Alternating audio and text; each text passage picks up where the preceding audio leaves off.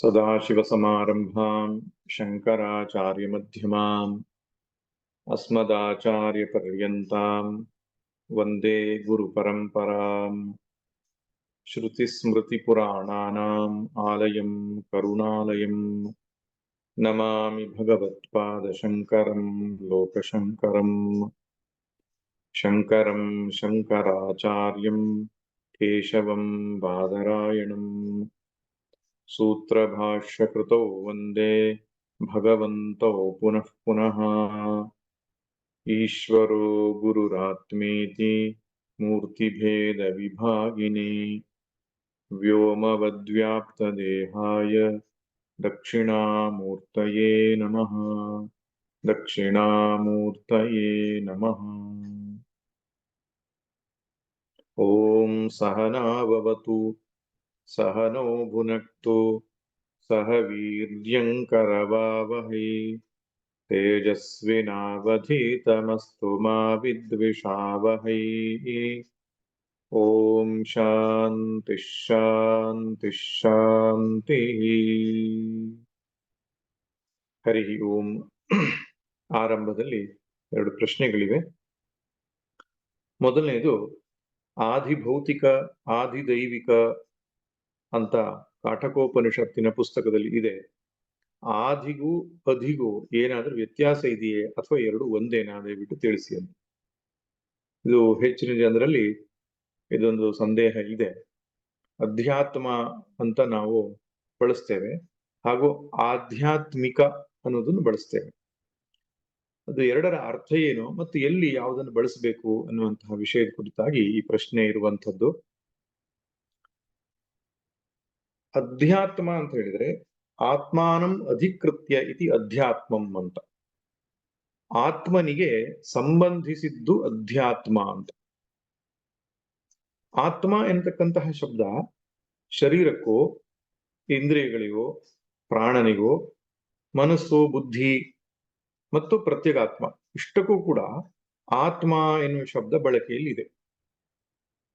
ಆತ್ಮ ಅಂದ್ರೆ ನಾನು ಅಂತ ಅರ್ಥ. ವಾಸ್ತವವಾಗಿ ನಾನು ಅನ್ನುವಂತಹ ಶಬ್ದವನ್ನ ದೇಹ, ಮನಸ್ಸು, ಇಂದ್ರಿಯ, ಕೊನೆಗೆ ತಾನು ಎನ್ನಲ್ಪಡುವಂತಹ ಪ್ರತ್ಯೇಗಾತ್ಮನಿಗೂ ಕೂಡ ಆತ್ಮ ಎನ್ನುವ ಶಬ್ದದ ಬಳಕೆ ಇದೆ. ಆದ್ದರಿಂದ ಆತ್ಮನಿಗೆ ಸಂಬಂಧಿಸಿದ್ದು ಅಧ್ಯಾತ್ಮ ಅಂತ. ಅಂದ್ರೆ ಅಧ್ಯಾತ್ಮ ಎಂದ ತಕ್ಷಣ ಇದೆಲ್ಲವೂ ಬರುತ್ತೆ. ಶರೀರ, ಇಂದ್ರಿಯ, ಮನಸ್ಸು, ಆಮೇಲೆ ಒಳಗಡೆ ಇರತಕ್ಕಂತಹ ಆತ್ಮ, ಚೈತನ್ಯ ವಸ್ತು, ಇದೆಲ್ಲವೂ ಅಧ್ಯಾತ್ಮ ಎನ್ನುವ ಶಬ್ದದಲ್ಲಿ ಬಳಸಬಹುದಾಗಿದೆ. ಆದರೆ ನಿಜವಾಗ ಅಧ್ಯಾತ್ಮ ಯಾವುದು ಅಂದ್ರೆ ಈ ನಾನು ನಾನು ಅಂತ ಹೇಳಲ್ಪಡ್ತಕ್ಕಂತಹ ಎಲ್ಲ ವಸ್ತುಗಳಲ್ಲಿ ನಿಜವಾದ ನಾನು ಯಾವುದು ಅಂದ್ರೆ ಪ್ರತ್ಯೇಗಾತ್ಮನಾದಂತಹ ಶುದ್ಧ ಚೈತನ್ಯ ವಸ್ತು, ಸಾಕ್ಷಿ ಚೈತನ್ಯ ವಸ್ತು, ಅದೇ ನಿಜವಾಗಿ ಅಧ್ಯಾತ್ಮ. ಆದ್ರೆ ಅದನ್ನು ಅರಿಯದೇ ಇದ್ದಾಗ ಶರೀರ ಮನಸ್ಸುಗಳಿಗೂ ಕೂಡ ಆತ್ಮ ಶಬ್ದದ ಬಳಕೆ ಆಗಿರುವಂಥದ್ದು ಕಾಣುತ್ತೆ. ಆದ್ರಿಂದ ಅಧ್ಯಾತ್ಮ ಅಂತ ಹೇಳಿದ್ರೆ ಇದೆಲ್ಲವನ್ನ ಸ್ಥೂಲ ಶರೀರ, ಸೂಕ್ಷ್ಮ ಶರೀರ, ಕಾರಣ ಶರೀರ ಮತ್ತು ಪ್ರತ್ಯೇಗಾತ್ಮ ಇಷ್ಟೆಲ್ಲೂ ಸೇರಿಸಿಕೊಂಡು ಅಧ್ಯಾತ್ಮ ಅನ್ನುವಂಥ ಶಬ್ದದ ಬಳಕೆ ಇದೆ. ಆ ಅಧ್ಯಾತ್ಮದ ಭಾವಕ್ಕೆ ಆಧ್ಯಾತ್ಮಿಕ ಅಂತ ಹೇಳ್ತಾರೆ. ಉದಾಹರಣೆ ಕೊಡ್ಬೇಕು ಅಂದ್ರೆ ಶರೀರದಲ್ಲಿ ಅಥವಾ ಮನಸ್ಸಲ್ಲಿ ಕಷ್ಟಗಳು ಬಂದಾಗ ಅದನ್ನು ಆಧ್ಯಾತ್ಮಿಕ ತಾಪ ಅಂತ ಹೇಳ್ತಾರೆ. ಪ್ರತ್ಯೇಗಾತ್ಮನ ಬಗ್ಗೆ ತಿಳಿದುಕೊಳ್ಳಿಕ್ಕೆ ನಮಗೆ ಬಯಸಿದಾಗ ಅದಕ್ಕೆ ಆಧ್ಯಾತ್ಮಿಕ ಸಾಧನೆ ಅಂತ ಹೇಳ್ತಾರೆ. ಆಧ್ಯಾತ್ಮಿಕ ಜ್ಞಾನ ಅಂತ ಹೇಳ್ತಾರೆ. ಸೊ ಅಧ್ಯಾತ್ಮ ಅಂದ್ರೆ ಇವೆಲ್ಲವೂ ಬರ್ತದೆ. ಆಧ್ಯಾತ್ಮಿಕ ಅಂದ್ರೆ ಅದಕ್ಕೆ ಸಂಬಂಧಪಟ್ಟಂತಹ ಸಾಧನೆಯೋ, ಅದಕ್ಕೆ ಸಂಬಂಧಪಟ್ಟಂತಹ ವಿಷಯವೋ ಏನಿರ್ತದೆ ಅದನ್ನು ಆಧ್ಯಾತ್ಮಿಕ ಎನ್ನುವ ಅರ್ಥದಲ್ಲಿ ಬಳಸಲ್ಪಡುತ್ತೆ. ಹಾಗೆ ಅಧಿಭೂತ ಮತ್ತು ಅಧಿದೈವ ಅನ್ನುವಂಥದ್ದು ಮೂಲ ಶಬ್ದ. ಅಧಿಭೂತ ಅಂದ್ರೆ ಪಂಚಮಹಾಭೂತಗಳಿಗೆ ಸಂಬಂಧಿಸಿದ್ದು ಅಂತ. ಅಧಿದೈವ ಅಂದ್ರೆ ದೇವತೆಗಳಿಗೆ ಸಂಬಂಧಿಸಿದ್ದು ಅಂತ. ಅದರ ಭಾವ ಅರ್ಥದಲ್ಲಿ ಆದಿಭೌತಿಕ ಆದಿದೈವಿಕ ಅಂತ ಆಗ್ತದೆ. ಆದಿದೈವಿಕ ತಾಪ ಆಧಿಭೌತಿಕ ತಾಪ, ಆಧ್ಯಾತ್ಮಿಕ ತಾಪ. ತಾಪ ಇರ್ಲಿ, ಜ್ಞಾನ ಇರ್ಲಿ, ಸಾಧನೆ ಇರ್ಲಿ, ಯಾವುದೇ ಇರ್ಲಿ, ಅದನ್ನು ಹೇಳುವಾಗ ಆ ಪ್ರಕಾರವಾಗಿ ಹೇಳ್ತಾರೆ. ಅಧ್ಯಾತ್ಮ ಜ್ಞಾನ ಅಂತ ಬಳಸಿರೋದು ಕಾಣಿಸ್ತದೆ. ಅಧ್ಯಾತ್ಮ ಜ್ಞಾನ ಅಂದ್ರೆ ಆತ್ಮಜ್ಞಾನ ಅಂತಾನೆ ಅರ್ಥ. ಆದ್ರೆ ಕೆಲವೊಂದು ಸಂದರ್ಭಗಳಲ್ಲಿ ಆಧ್ಯಾತ್ಮಿಕವಾದಂತಹ ಸಾಧನೆ, ಆಧ್ಯಾತ್ಮಿಕವಾದಂತಹ ವಿವರಣೆ ಮುಂತಾದ ಶಬ್ದಗಳನ್ನು ಕೂಡ ಕಾಣ್ತವೆ. ಆಧ್ಯಾತ್ಮಿಕ ಅಂದ್ರೆ ಆತ್ಮನ ಒಂದು ಭಾವ, ಆತ್ಮನ ಒಂದು ಸ್ವರೂಪ ಎಂಬ ಅರ್ಥದಲ್ಲಿ ಅದು ಬಳಸಿರುವಂಥದ್ದು ಕಾಣಿಸ್ತದೆ. ಆದ್ರೆ ಅಧ್ಯಾತ್ಮ ಅದನ್ನ ಭಾವಾರ್ಥದಲ್ಲಿ ಮಾಡಿದಾಗ ಆಧ್ಯಾತ್ಮಿಕ ಅಂತ ಆಗ್ತದೆ. ಅಧಿಭೂತ ಅನ್ನುವಂಥದ್ದು ಭಾವಾರ್ಥದಲ್ಲಿ ಆಧಿಭೌತಿಕ ಅಂತ ಆಗ್ತದೆ. ಅಧಿದೈವ ಅನ್ನುವಂಥದ್ದು ಮೂಲ ಶಬ್ದ ಭಾವಾರ್ಥದಲ್ಲಿ ಆಧಿದೈವಿಕ ಅಂತ ಆಗ್ತದೆ. ಹೀಗೆ ಅದನ್ನು ನಾವು ಪ್ರಯೋಗವನ್ನು ಮಾಡಬಹುದು. ಇನ್ನೊಂದು ಪ್ರಶ್ನೆ ಇದೆ, ಅಮೃತತ್ವ ಮತ್ತು ಮೋಕ್ಷ ಇದೆರಡು ಬೇರೆ ಬೇರೆಯೇ ಅಂತ ಪ್ರಶ್ನೆ. ಅಮೃತತ್ವ ಅಂದ್ರೆ ಸಾವೇ ಇಲ್ಲ ಅಂತ ಅರ್ಥ. ಮೋಕ್ಷ ಅಂದ್ರೆ ಹುಟ್ಟು ಸಾವಿನ ಚಕ್ರದಿಂದ ಮುಕ್ತರಾಗುವುದು, ಅಂದ್ರೆ ಭಗವಂತನಲ್ಲಿ ಒಂದಾಗುವುದು. ಆದ್ರಿಂದ ಇದೆರಡು ಬೇರೆ ಬೇರೆಯೇ ಒಂದೇ ಅನ್ನುವಂತ ಗೊಂದಲ ಇದೆ ಅನ್ನೋದು. ಆಕ್ಚುಲಿ ಇದರಲ್ಲಿ ಗೊಂದಲ ಏನಿಲ್ಲ. ಅಮೃತತ್ವ ಅಂದ್ರೆ ಮೋಕ್ಷ ಅಂದ್ರೆ ಒಂದೇ ಅರ್ಥ. ಮೋಕ್ಷ ಅನ್ನುವಂಥದ್ದು ಮುಚ್ಚು ಧಾತುವಿನಿಂದ ಆಗಿರೋದದು. ಬಿಡುಗಡೆ ಅಂತ ಅರ್ಥ. ಜರಾಮರಣ ಮೋಕ್ಷಾಯ ಮಾಮಾಶ್ರಿತ್ಯ ಯತಂತಿಯೇ. ಕೃಷ್ಣ ಹೇಳ್ತಾನೆ, ಜರಾ ಮತ್ತು ಮರಣದಿಂದ ಬಿಡುಗಡೆಯಾಗುವುದಕ್ಕೆ ಯಾರು ನನ್ನ ನೆನೆಸ್ತಾರೋ, ಸ್ಮರಿಸ್ತಾರೋ ಅಂತ, ಪ್ರಯತ್ನಿಸ್ತಾರೋ ಅಂತ ಹೇಳ್ತಾನೆ. ಅಂದ್ರೆ ಮೋಕ್ಷ ಅನ್ನುವ ಶಬ್ದಕ್ಕೆ ಹುಟ್ಟು ಸಾವಿನ ಚಕ್ರ ಅಥವಾ ಭವಬಂಧನ ಚಕ್ರದಿಂದ ಬಿಡುಗಡೆಯಾಗುವುದಕ್ಕೆ ಮೋಕ್ಷ ಅಂತ ಹೇಳ್ತಾರೆ, ಅಥವಾ ಮುಕ್ತಿ ಅಂದ್ರೂ ಅದೇ ಅರ್ಥ. ಅಮೃತತ್ವ ಅಂತ ಹೇಳಿದ್ರೆ ಮೃತತ್ವದಿಂದ ಬಿಡುಗಡೆ ಆಗುವುದು ಅರ್ಥ. ಅದು ಮೃತತ್ವ ಇಲ್ಲದಿರುವಿಕೆ. ಬಿಡುಗಡೆ ಆಗೋದಂದ್ರೇನು? ಅದು ಇಲ್ಲದ ಆಗುವುದು ಅಂತ ಅರ್ಥ. ಸಮಸ್ಯೆ ಇಲ್ಲದಾಗುವುದು. ಅದರಿಂದ ಮರಣ ಧರ್ಮ ಇಲ್ಲದಿರುವಿಕೆಯೇ ಅಮೃತತ್ವ. ಅದೇ ಮೋಕ್ಷ, ಅದೇ ಮುಕ್ತಿ, ಅದೇ ಕೈವಲ್ಯ. ಏನು ಬೇರೆ ಬೇರೆ ಅರ್ಥಗಳಿಲ್ಲ. ಆದ್ರೆ ಇಲ್ಲಿ ಉಪನಿಷತ್ತಿನ ಈ ಸಂದರ್ಭದಲ್ಲಿ ಅಮೃತತ್ವಂ ಭಜಂತೆ, ಸ್ವರ್ಗಲೋಕ ಅಮೃತತ್ವಂ ಭಜಂತೆ ಎನ್ನುವಂತಹ ಒಂದು ವಾಕ್ಯ ಏನ್ ಬಂದಿದೆ ಉಪಾಸನಾ ಸಂದರ್ಭದಲ್ಲಿ ಹೇಳಿರ್ತಕ್ಕಂಥದ್ದು, ಅಲ್ಲಿ ಅಮೃತತ್ವ ಅಂದ್ರೆ ಜೀವನ್ಮುಕ್ತಿ ಅಂತ ಅರ್ಥ ಅಲ್ಲ. ಅದು ಪ್ರಜಾಪತಿ ಲೋಕ ಪ್ರಾಪ್ತಿ ಅಥವಾ ವಿರಾಟ್ ಲೋಕ ಪ್ರಾಪ್ತಿ. ಅದು ಕೂಡ ಸಾಪೇಕ್ಷಿಕವಾದಂತಹ ರಿಲೇಟಿವ್ ಲಿಬರೇಷನ್, ಸಾಪೇಕ್ಷಿಕವಾದ ಮೋಕ್ಷವೇ. ಕಂಪೇರ್ ಟು ಹ್ಯೂಮನ್ ಲೈಫ್, ಮನುಷ್ಯ ಜನ್ಮಕ್ಕೆ ಹೋಲಿಸಿದ್ರೆ ದೀರ್ಘಕಾಲದಲ್ಲಿ ಆನಂದವನ್ನು ಅನುಭವಿಸುವುದರಿಂದ ಅದನ್ನು ಅಮೃತತ್ವ ಅಂತ ಸಾಪೇಕ್ಷಿಕವಾಗಿ ಕರೆದಿದೆ. ಆದರೆ ಶ್ರುತಿಗೆ ಮುಖ್ಯವಾದಂತಹ ಅರ್ಥ ಮೋಕ್ಷ, ಅಮೃತತ್ವ ಎನ್ನುವ ಶಬ್ದದಲ್ಲಿ ಮುಖ್ಯ ಅರ್ಥದಲ್ಲಿ ಅದು ಜೀವನ್ಮುಕ್ತಿಯನ್ನ ಅಥವಾ ಸದ್ಯೋಮುಕ್ತಿಯನ್ನೇ ಹೇಳುತ್ತೆ. ಇಷ್ಟಿದ್ರೆ ಸಾಕು ಅಂತ ಅನ್ಸುತ್ತೆ. ಇನ್ನು ನಾವು ಉಪನಿಷತ್ತಿಗೆ ಪ್ರವೇಶ ಮಾಡೋದಾದ್ರೆ, ಹಿಂದಿನ ತರಗತಿಯಲ್ಲಿ ನಚಿಕೇತನು ಕೇಳಿದಂತಹ ಎರಡನೇ ವರಕ್ಕೆ ಅನುಸಾರವಾಗಿ ಭಗವಾನ್ ಧರ್ಮರಾಜನು, ವೈವಸ್ವತನು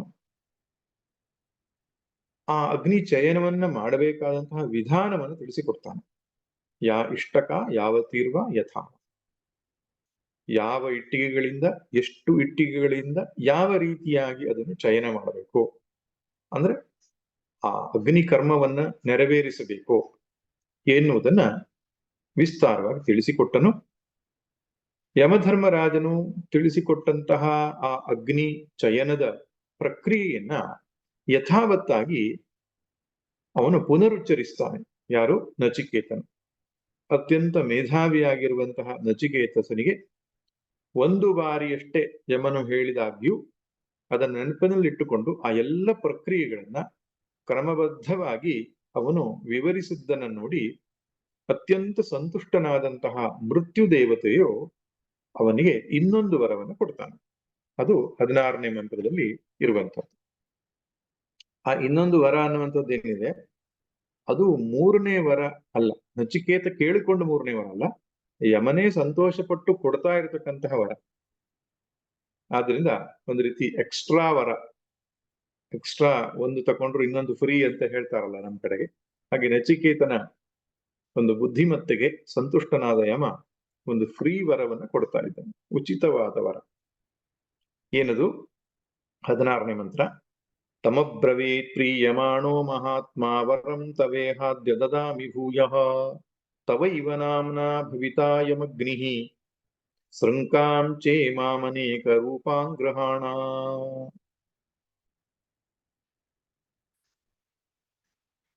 ಇದರಲ್ಲಿ ಪ್ರಿಯಮಾಣ ಮಹಾತ್ಮ ತಮ್ ಅಬ್ರವೀತ್, ನಚಿಕೇತನಿಂದ ಸಂತುಷ್ಟನಾದಂತಹ ಆ ಮಹಾತ್ಮನು ನಚಿಕೇತಸನಿಗೆ ಹೇಳಿದನು. ಇಲ್ಲಿ ಮಹಾತ್ಮನು ಅಂದ್ರೆ ಯಾರು? ಯಮಧರ್ಮರಾಜನು. ಯಮಧರ್ಮರಾಜನ ಬಗ್ಗೆ ಶಂಕರ ಭಗವತ್ಪಾದರು ಭಾಷ್ಯದ ಆರಂಭದಲ್ಲಿ ಒಂದು ಮಾತನ್ನು ಹೇಳ್ತಾರೆ. ಓಂ ನಮೋ ಭಗವತೆ ವೈವಸ್ವತಾಯ ಮೃತ್ಯುವೇ ಬ್ರಹ್ಮವಿದ್ಯಾಚಾರ್ಯಾಯ ನಚಿಕೇತಸೇ ಚ ಅಂತ ಯಮಧರ್ಮರಾಜನಿಗೆ ಅವ್ರು ಹೇಳ್ತಾರೆ. ಓಂ ನಮೋ ಭಗವತೆ, ಭಗವಂತನು, ವೈವಸ್ವತನು, ಸೂರ್ಯದೇವನ ಪುತ್ರನು, ಮೃತ್ಯುವು ಅಷ್ಟೇ ಅಲ್ಲ ಬ್ರಹ್ಮವಿದ್ಯಾಚಾರ್ಯನು ಆಗಿರತಕ್ಕಂತಹ ಆ ಯಮಧರ್ಮನಿಗೆ ನನ್ನ ನಮಸ್ಕಾರಗಳು, ಹಾಗೂ ನಚಿಕೇತಸನಿಗೂ ಕೂಡ. ಹಾಗೆ ಆ ಯಮಧರ್ಮರಾಜ ಅಂದ ತಕ್ಷಣ ನಾವು ಯಮ ಅಂದ್ರೆ ಹೆದರ್ ಬಿಡ್ತೇವೆ. ಯಮ ಮೃತ್ಯು ದೇವತೆಯಲ್ಲ, ಆದ್ರಿಂದ ಆ ಹೆಸರಲ್ಲಿ ಹೇಳ್ಬಾರದು ಅಂತ ಮೃತ್ಯು, ಯಮ ಮುಂತಾದ ಶಬ್ದಗಳ ಅಪಶಬ್ದಗಳು ಅಂತ ಭಾವಿಸ್ಕೊಂಡಿದ್ದಾರೆ. ಆದರೆ ಅವನು ತುಂಬಾ ಅನುಗ್ರಹ ಮಾಡುವ ದೇವತೆ, ದಂಡ ದೇವತೆ, ಅವನು ನ್ಯಾಯ ದೇವತೆ. ಅವನು ಜಗತ್ನಲ್ಲಿ ಇರ್ತಕ್ಕಂತಹ ನ್ಯಾಯ ಸ್ಥಾನದಲ್ಲಿರುವವರು ಒಮ್ಮೊಮ್ಮೆ ಅನ್ಯಾಯ ಮಾಡಬಹುದು, ಆದರೆ ಆ ನ್ಯಾಯ ದೇವತೆ ಎಂದು ಅನ್ಯಾಯವನ್ನೇ ಮಾಡಲ್ಲ. ಯಾರ ಕಾಲಗತಿಯಲ್ಲಿ ಯಾರ ಕರ್ಮವು ಮುಗಿದಿದೆಯೋ ಅವರನ್ನ ಅವರು ಮುಂದಿನ ಜನ್ಮಕ್ಕೆ ತೆಗೆದುಕೊಂಡು ಹೋಗ್ತಾನೆ. DVG ಅವರ ಒಂದು ಕಗ್ಗದಲ್ಲಿ ಚೆನ್ನಾಗಿ ಹೇಳ್ತಾರೆ, ಹುಟ್ಟಿದವರೆಲ್ಲ ಸಾಯದಿದ್ದರೆ ಹೊಸದಾಗಿ ಹುಟ್ಟುವರ್ಗೆ ಸ್ಥಳವೆಲ್ಲಿ ಮಂಕುತಿಮ್ಮ. ಯಮನೇನಾದ್ರೂ ತನ್ನ ಕರ್ತವ್ಯವನ್ನು ಸರಿಯಾಗಿ ಮಾಡದೆ ಬಿಟ್ಬಿಟ್ಟಿದ್ರೆ, ಸಾಯಿಸದೆ ಬಿಟ್ಟಿದ್ರೆ ಈ ಜಗತ್ತಿನ ಸ್ಥಿತಿ ಹೇಗಿರ್ತಿತ್ತು ಅಂತ ಊಹಿಸಿಕೊಳ್ಳಿಕ್ಕಾಗಲ್ಲ. ಆದ್ರಿಂದ ಕಾಲಕಾಲಕ್ಕೆ ಅವರ ಪ್ರಾರಬ್ಧ ಮುಗಿದ ಮೇಲೆ ಅವರನ್ನ ಮುಂದಿನ ಜನ್ಮಕ್ಕೆ, ಮುಂದಿನ ಪ್ರಯಾಣಕ್ಕೆ ಕಳಿಸ್ತಕ್ಕಂತಹ ಯಮಧರ್ಮನು ನಿಶ್ಚಿತವಾಗಿಯೂ ಅವನು ಅನುಗ್ರಾಹಕವಾದ ದೇವತೆಯೇ ಹೋತು. ಅಷ್ಟೇ ಅಲ್ಲ, ಉಪನಿಷತ್ತೇ ಹೇಳುತ್ತೆ ಮಹಾತ್ಮ ಎಂಬುದಾಗಿ. ಮಹಾತ್ಮ ಎನ್ನುವಂತಹ ಶಬ್ದವನ್ನು ಪಡಿಬೇಕಾದ್ರೆ ಅವನು ಉದಾರ ಬುದ್ಧಿಯವನಾಗಿರ್ಬೇಕು, ಅವನ ಹೃದಯ ವೈಶಾಲ್ಯತೆ ಇರಬೇಕು. ಅಲ್ಲ, ಇಲ್ಲಿ ಆತ್ಮ ಎಂಬ ಶಬ್ದಕ್ಕೆ ಪ್ರತ್ಯೇಕ ಆತ್ಮ ಅಂತ ಅರ್ಥ ಅಲ್ಲ, ಮನಸ್ಸು ಅಂತ ಅರ್ಥ. ಇಲ್ಲಿ ಮಹಾತ್ಮ ಎಂಬ ಶಬ್ದದಲ್ಲಿ ಆತ್ಮ ಅಂದ್ರೆ ಏನರ್ಥ? ಅವನ ಅಂತಃಕರಣ, ಮನಸ್ಸು, ಬುದ್ಧಿ ಅಂತ ಅರ್ಥ. ಮಹಾನ್ ಅಂದ್ರೆ ದೊಡ್ಡದು, ವಿಶಾಲವಾದದ್ದು ಅಂತ. ಶಂಕರಾಚಾರ್ಯರು ಭಗವತ್ಪಾದರು ಆ ಶಬ್ದಕ್ಕೆ ಅಕ್ಷುದ್ರ ಬುದ್ಧಿ ಅಂತ ಬರೀತಾರೆ. ಮಹಾತ್ಮ ಅಂದ್ರೆ ಅಕ್ಷುದ್ರ ಬುದ್ಧಿ, ಕ್ಷುದ್ರ ಬುದ್ಧಿ ಇಲ್ಲದೆ ಇರುವವನು ಅಂತ ಅರ್ಥ.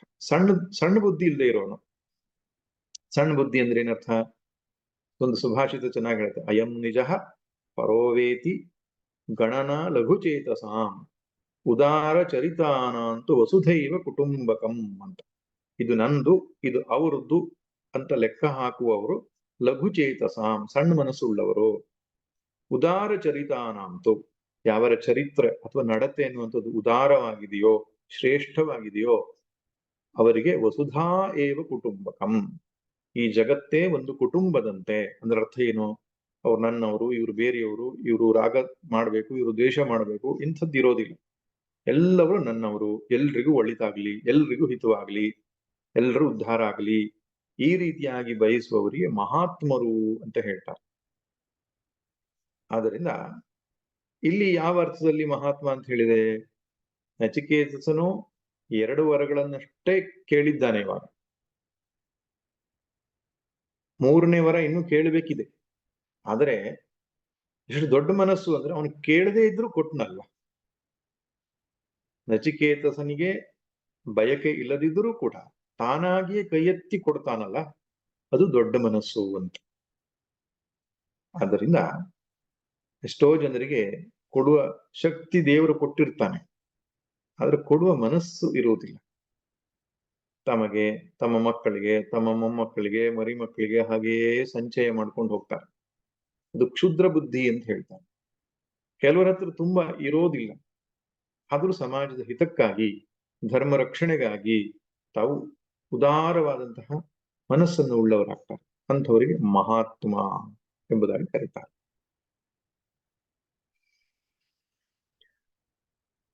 ಆ ಮಹಾತ್ಮನಾದ ಯಮನು ಇಹ ಅದ್ಯ ತವ ಭೂಯ ವರಂ ದದಾಮಿ ಅಂತ ಹೇಳ್ತಾನೆ. ನಚಿಕೇತನಿಗೆ ಒಂದು ಮಾತು ಹೇಳ್ತಾನೆ. ಏನ್ ಹೇಳ್ತಾನೆ? ಈಗ ನಾನು ನಿನಗೆ ಮತ್ತೊಂದು ವರವನ್ನು ಕೊಡ್ತೇನೆ. ಆ ವರ ಏನಪ್ಪಾ ಅಂದ್ರೆ, ಅಯಂ ಅಗ್ನಿ ತವ ಏವ ನಾಮ್ನಾ ಭವಿತಾ. ಇನ್ನು ಮುಂದೆ ಈ ಅಗ್ನಿ ವಿದ್ಯೆಯನ್ನು ನಾನು ಏನು ಹೇಳ್ಕೊಟ್ಟಿದ್ದೇನಲ್ಲ, ಅದು ನಿನ್ನ ಹೆಸರಿನಲ್ಲಿಯೇ ಪ್ರಸಿದ್ಧವಾಗ್ತದೆ ಅಂತ. ಅದಕ್ಕೆ ನಾಚಿಕೇತಾಗ್ನಿ ಅಂತ ಕರೆಯಲ್ಪಡುತ್ತೆ. ನಾಚಿಕೇತಾಗ್ನಿ ವಿದ್ಯೆ ಎಂಬುದಾಗಿ ಕರೀತಾರೆ ಇನ್ನು ಮುಂದೆ. ಆದ್ರಿಂದ ಈ ಉಪಾಸನಾ ವಿದ್ಯೆಗಳಿಗೆಲ್ಲ ಒಂದೊಂದು ಹೆಸರಿದೆ. ಶಾಂಡಿಲ್ಯ ವಿದ್ಯೆ ಅಂತ ಒಂದಿದೆ, ದಹರ ವಿದ್ಯೆ ಅಂತಿದೆ, ಪ್ರಜಾಪತಿ ವಿದ್ಯೆ ಅಂತ ಇದೆ. ಹಾಗೆ ಒಂದು ವಿಶಿಷ್ಟವಾದಂತಹ ಉಪಾಸನೆಗೆ ಒಂದು ವಿಶಿಷ್ಟವಾದ ಹೆಸರಿರುವುದು ಕಾಣಿಸ್ತದೆ. ಹಾಗೆ ಇನ್ನು ಮುಂದೆ ಈ ರೀತಿಯಾಗಿ ಒಂದು ಯಜ್ಞವನ್ನ ಮಾಡಿ ತದನಂತರ ವಿರಾಟ್ ಪುರುಷನನ್ನ ಉಪಾಸನೆ ಮಾಡುವ ರೂಪದ ಈ ಯಜ್ಞಕ್ಕೆ, ಈ ಅಗ್ನಿಚಯನಕ್ಕೆ ನಾಚಿಕೇತಾಗ್ನಿ ವಿದ್ಯೆ ಎಂಬುದಾಗಿ ಪ್ರಸಿದ್ಧವಾಗಲಿ ಅಂತ ಅವನು ವರವನ್ನು ಕೊಡ್ತಾನೆ. ಅಷ್ಟೇ ಅಲ್ಲ, ವರ ಕೊಟ್ಟ ಮೇಲೆ ಇನ್ನು ಮುಂದೆ ಬಳಸೋ ಎಲ್ಲಾ ಶಬ್ದಗಳಲ್ಲಿ ನಚಿಕೇತಾಗ್ನಿ ಅಂತಾನೆ ಹೇಳ್ತಾನೆ. ನಚಿಕೇತಾಗ್ನಿ ಅಥವಾ ನಾಚಿಕೇತಾಗ್ನಿ ಎಂಬುದಾಗ್ಲಿ ಅವನು ಪ್ರಯೋಗವನ್ನು ಮಾಡ್ತಾನೆ. ಹಾಗೆ ಅದು ಪ್ರಸಿದ್ಧವಾಗ್ತದೆ.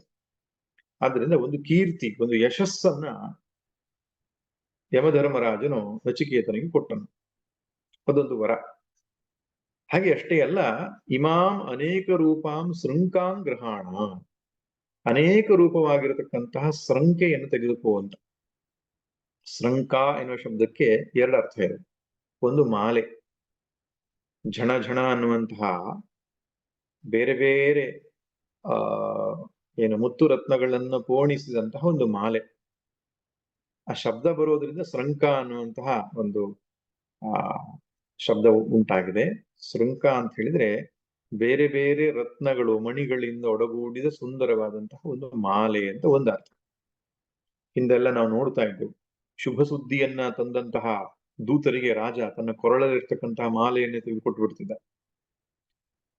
ಹಾಗೆ ಈ ರೀತಿಯಾದ ಒಂದು ಶೃಂಖೆಯನ್ನು ಕೊಟ್ಟಿರಬಹುದು, ಒಂದು ಮಾಲೆಯನ್ನು ಕೊಟ್ಟಿರಬಹುದು ಅವನಿಗೆ. ಅಥವಾ ಶೃಂಖ ಎನ್ನುವ ಶಬ್ದಕ್ಕೆ ಮಾರ್ಗ ಅಂತ ಒಂದು ಅರ್ಥ ಇದೆ. ಅನೇಕ ರೂಪಾಂ ಶೃಂಖಾಂ ಗೃಹಾಣ, ಅನೇಕ ರೂಪವಾಗಿರುವ ಮಾರ್ಗವನ್ನು ಕೊಟ್ಟನು ಅಂತ. ಅಂದ್ರೆ ಅನೇಕ ಉಪಾಸನೆಗಳನ್ನು ಹಾಗೂ ಕರ್ಮಗಳನ್ನು ಕೂಡ ಅವನಿಗೆ ತಿಳಿಸ್ಕೊಟ್ಟನು. ಅಂದ್ರೆ ಬೇರೆ ಬೇರೆ ವಿಧಾನಗಳಿಂದ ಸ್ವರ್ಗಲೋಕವನ್ನ ಪ್ರಾಪ್ತಿ ಮಾಡಿಕೊಳ್ಳತಕ್ಕಂಥ ಉಪಾಯಗಳನ್ನ, ಮಾರ್ಗ ಅಂದ್ರೆ ಇಲ್ಲಿ ಉಪಾಯಗಳು ಅಂದ್ರೆ ಅರ್ಥಾತ್ ಅಗ್ನಿ ವಿದ್ಯೆಯನ್ನ ಅವನು ತಿಳಿಸಿಕೊಟ್ಟ ಅಂತನೂ ಆಗ್ತದೆ ಅಂತ ಶಂಕರ ಭಗವತ್ಪಾದರು ಹೇಳ್ತಾರೆ. ಶೃಂಕಾಂ ಶಬ್ದವತೀಂ ರತ್ನಮಯೀಂ ಮಾಲಾಂ ಇಮಾಂ ಅನೇಕ ರೂಪಾಂ ವಿಚಿತ್ರಾಂ ಗ್ರಹಾಣ ಸ್ವೀಕುರು ಅಂತ ಮಾಲೆಯನ್ನ ಕೊಟ್ಟ.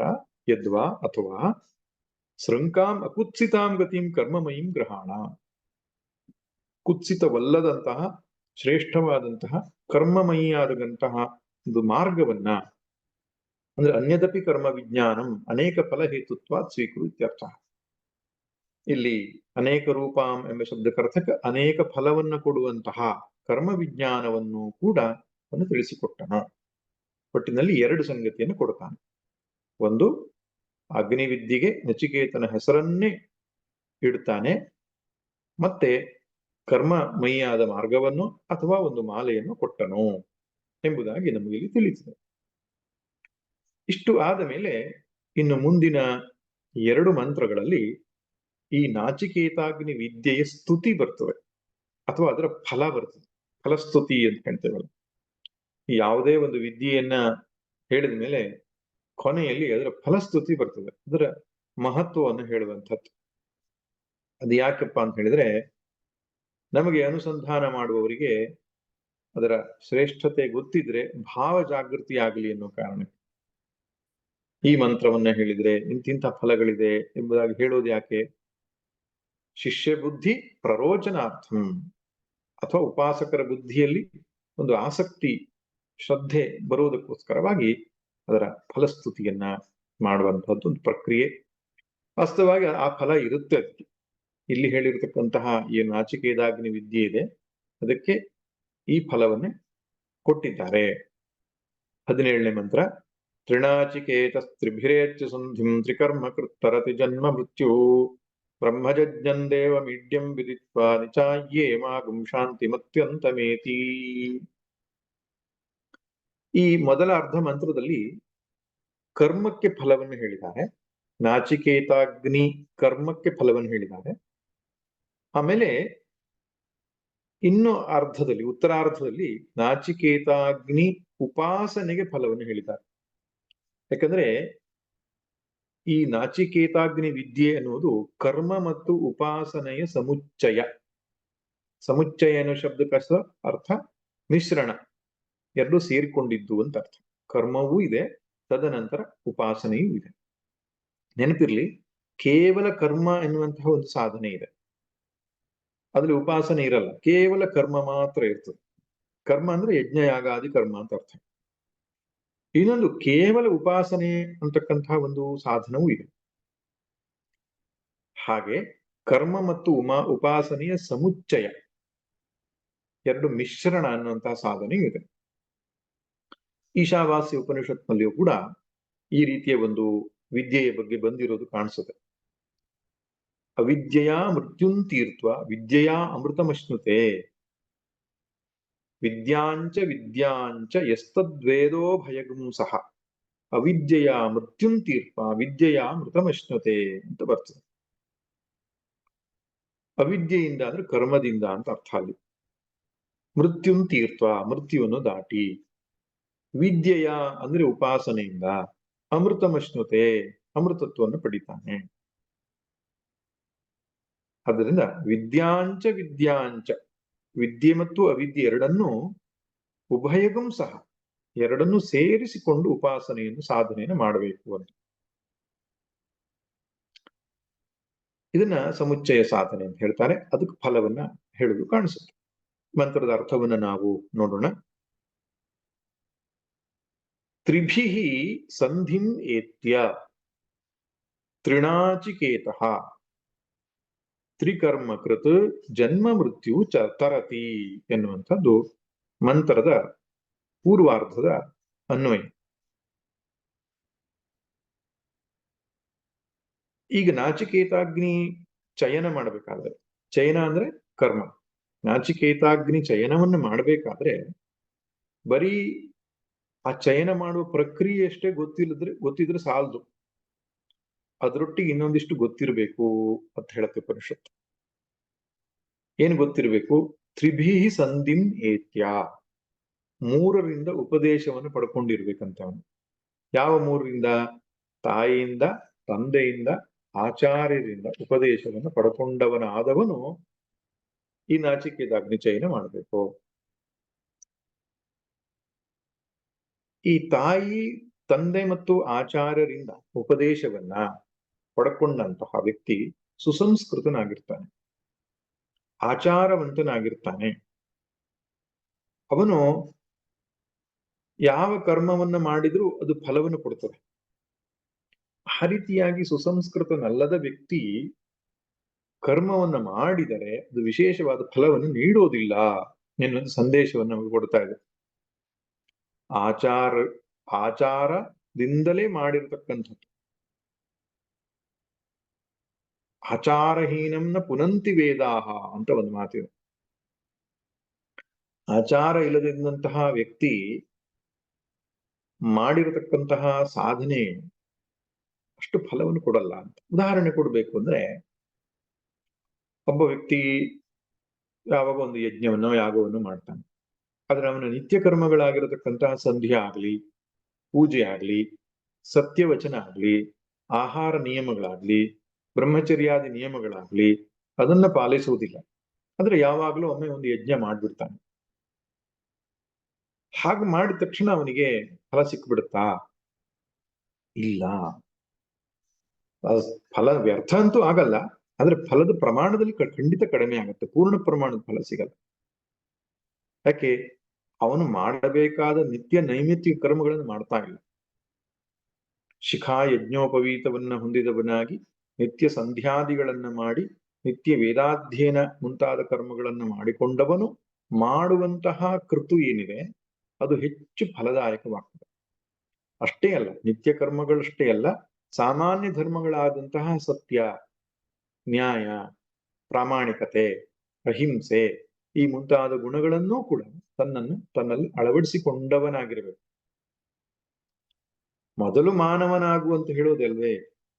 ಎಲ್ಲಾ ಧರ್ಮಗಳ ಮೊದಲ ಉಪದೇಶ ಏನಪ್ಪಾ ಅಂದ್ರೆ ಧರ್ಮವನ್ನ ನಾವು ಆಚರಣೆಯನ್ನು ಮಾಡಬೇಕು ಅಂತ. ಅದನ್ನೇ ಮಾಡದೇ ಇದ್ದವನು ಯಾವುದೋ ಒಂದು ವಿಶೇಷವಾದ ಹೋಮವನ್ನು ಪೂಜೆಯನ್ನು ಮಾಡಿದ ತಕ್ಷಣ ಅವನಿಗೊಂದು ದೊಡ್ಡ ಫಲ ಬರುತ್ತೆ ಅನ್ನುವಂಥದ್ದಲ್ಲ.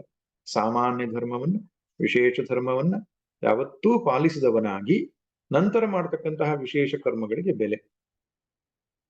ಅದಕ್ಕೆ ಈ ಶಂಕರ ಭಗವತ್ಪಾದರು ಈ ತ್ರಿವಿರೇತ್ಯ ಸಂಧಿಂ ಎನ್ನುವಂತಹ ಸಂದರ್ಭದಲ್ಲಿ ಭಾಷ್ಯ ಬರೆಯುವಾಗ ಬರೀತಾರೆ, ಮಾತೃ ಪಿತ್ರ ಆಚಾರ್ಯೈ ಏತ್ಯ ಪ್ರಾಪ್ಯ ಸಂಧಿಂ ಸಂಧಾನಂ ಸಂಬಂಧಂ ಮಾತ್ರಾದ್ಯ ಅನುಶಾಸನ ಯಥಾವತ್ ಪ್ರಾಪ್ಯ ಇತ್ಯೇತತ್. ತಾಯಿ, ತಂದೆ ಮತ್ತು ಗುರುಗಳಿಂದ ಅನುಶಾಸಿತನಾಗಿ ಅವನು ನಾಚಿಕೇತಾಗ್ನಿ ವಿದ್ಯೆಚೆಯನ್ನು ಮಾಡಬೇಕು ಅಂತ. ತದ್ಧಿ ಪ್ರಾಮಾಣ್ಯಾಕಾರಣಂ ಶ್ರುತ್ಯಂತರಾದ ಅವಗಮ್ಯತೆ ಅಂತ. ಇದಕ್ಕೆ ಪ್ರಮಾಣ ಏನು ಅಂದ್ರೆ ಅನ್ಯ ಶ್ರುತಿ, ಬೃಹದಾರಣ್ಯಕ ಶ್ರುತಿಲಿ ಒಂದು ಮಾತು ಬರುತ್ತೆ, ಯಥಾ ಮಾತೃಮಾನ್ ಪಿತೃಮಾನ್ ಆಚಾರ್ಯವಾನ್ ಬ್ರೂಯಾ ತಥಾ ಸ ಅಬ್ರವೀತ್.